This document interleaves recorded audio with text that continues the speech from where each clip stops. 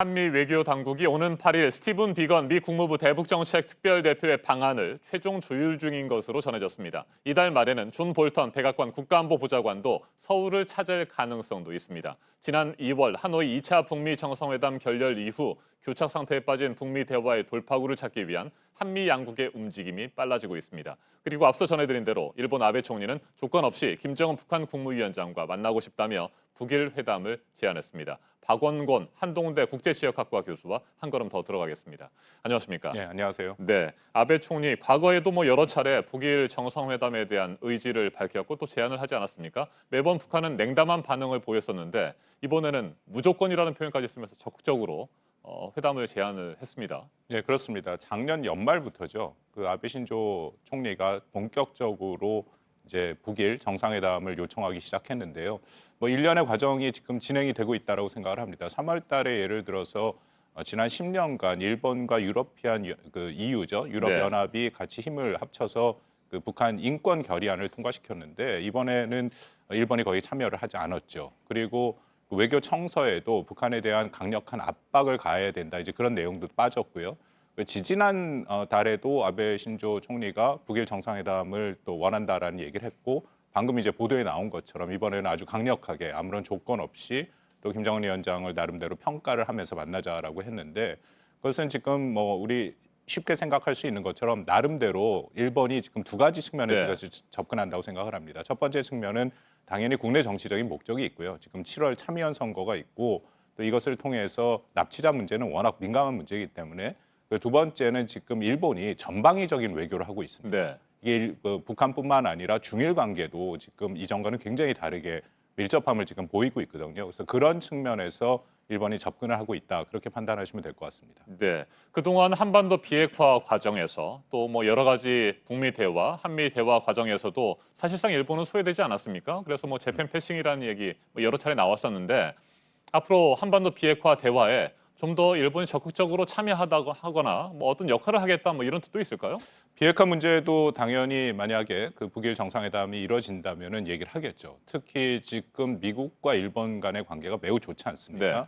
그런 상황에서 트럼프 대통령한테 직접적으로 이야기를 할 수 있는 세계적인 지도자, 그러니까 국가 지도자가 거의 없는데 그 중에 이제 아베 신조 수상은 그나마 서로 간의 소통이 잘 된다라는 그런 입장이죠. 만약 그렇다면 김정은 위원장이 아베 총리를 만났을 경우에는 당연히 이제 북한 비핵화에 대한 문제를 얘기를 할 것이고 또 북한의 입장을 아베 신조 총리를 통해서 전달을 할 그럴 가능성은 있습니다. 이제 그럴 경우에는 일본이 일종의 역할을 할 수 있는데 전반적인 구상으로 보면 역할은 제한되죠. 왜냐하면 지금 북한의 입장에서는 미국과의 직접 대화 채널이 다 열려 있습니다. 네. 그래서 구태여 주변의 우호적인 분위기를 만드는 측면에서는 의미가 있을지 모르지만 직접적인 미국과의 대화를 북한이 원한다면 구태여 그렇게 중재자를 세울 이유는 없죠. 네, 스가 관방장관이 오는 9일 뉴욕을 방문합니다. 이때 북한 측 인사들과 접촉을 추진하고 있다 이런 보도도 오늘 나왔습니다만 북한 측이 대화에 응할 가능성이 있다고 보십니까? 이번에 말이죠. 이번 보도를 보면 가능성이 좀 있으니까 이런 보도가 나왔다라고 생각을 합니다. 네. 왜냐하면 스가 관방장관이라는 위치 자체가 외교를 담당하지 않거든요. 이것은 일본 국내 내치용이고 사실은 총리의 대변인격 역할을 하기 때문에 해외 순방이 거의 없습니다. 근데 이번에 해외 순방을 간다라는 것도 굉장히 이례적이고 특히 워싱턴에 가서 막 펜스 부통령과 폼페이오 장관을 만난다. 거기까지는 그래도 이거 외무상 일이긴 하지만 네. 이해가 되는데 또 뉴욕까지 간다라는 것은 아마도 북일 이 일종의 정상회담을 목표로 해서 지금 북한 측에 뭔가를 지금 제의를 하는 그런 것이 좀 어느 정도 선정이 됐으니까 가는 게 아닌가 이제 그렇게 추측이 됩니다. 네, 스티븐 비건 미 국무부 대북정책 특별대표 오는 8일부터 사흘 동안 우리나라를 방문할 예정인 것으로 알려져 있습니다. 지금 최종 조율 작업이 진행되는 모양인데 어떤 내용들을 중점적으로 한미 워킹그룹에서 논의하게 될까요? 지금 미국 워싱턴 내 분위기가 조금씩 바뀌고 있거든요. 지난 그 2월 달에 하노이 정상회담이 결렬된 이후에는 미국의 기본적인 입장이 북한을 쫓아다니지 않겠다라는 거였습니다. 그 의미는 미국이 자신들의 비핵화 입장을 북한한테 전달했기 때문에 북한이 전향적인 입장을 갖고 오기를 그냥 기다리겠다라고 얘기를 했는데 최근에 워싱턴 분위기를 보면 이게 두 달이 지나니까 여전히 북한이 핵과 미사일에 대한 개발을 지속하고 있는 상황에서 네. 트럼프 행정부가 아무것도 하지 않는다라는 비판이 나오기 시작했거든요. 그래서 비건 대표가 지금 움직이는 모습이 한 2, 3주 전부터 다시 보이고 있습니다. 일부 언론에 뭐 보도가 됐습니다만 그 뉴욕 채널을 통해서 북한과의 접촉을 시도했는데 북한이 대답이 없었다라는 얘기도 있었고요.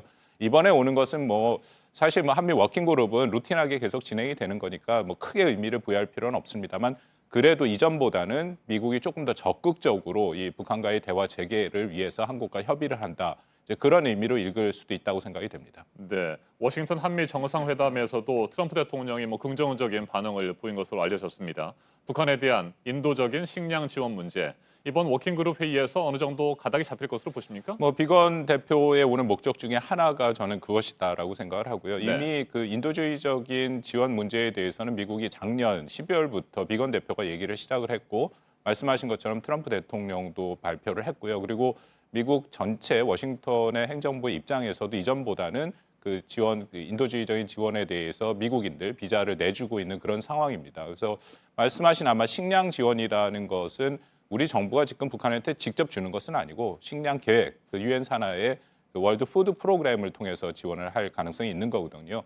근데 그것도 일종의 이제 그 미국과의 상의가 필요해서 근데 상당히 뭐 공감대는 이룬 것 같습니다. 그래서 아마 비건 대표가 와서 최종적으로 얘기를 하고 발표를 하지 않을까 이제 그런 생각이 듭니다. 네, 슈퍼 매파로 불리고 있고요. 대북 강경파인 존 볼턴 백악관 국가안보 보좌관 이달 말쯤에 우리나라를 찾을 가능성도 있다. 뭐 이런 얘기도 나오고 있습니다만 이건 어떤 의미가 있습니까? 글쎄 뭐 그거는 아직 그 확인은 되지 않았죠. 네. 우리 정부에서는 아직 확인이 안 된다라는 의미를 했는데요. 볼튼 보좌관이라는 상징적인 의미가 매우 큰 인물이 지금 이 시점에 온다라는 것은 북한에 대한 메시지가 분명히 있습니다. 볼튼 보좌관이 세계 어디를 가더라도 요즘 이제 별명이 붙었는데요. 이른바 B팀이라고 볼튼의 네. B로 이름을 해서 굉장히 강력한 얘기를 하죠. 이란간에 관해서도 강력한 그 제재에 대해서 얘기를 했고 또 지금 북한과의 협상에서도 가장 강력한 입장을 보이고 있기 때문에 좀 확인해봐야겠습니다만 아마 이번 달 말에 온다면은 일단 뭐 1차적으로 한국과의 공조의 중요성, 특히 제재에 대한 중요성을 강조할 가능성이 매우 크고요. 두 번째는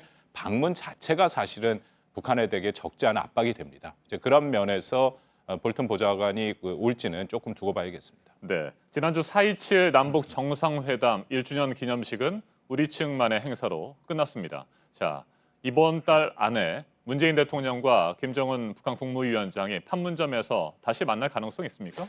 뭐 아쉽게 좀 아쉬운 상황입니다만 저는 가능성이 크지 않다라고 생각을 합니다. 부정적으로 보시는군요. 왜냐하면 4월 12일 날 김정은 위원장이 시정 연설에 한국이한테 원하는 것을 아주 분명하게 밝혔거든요. 그것은 한국의 역할이죠.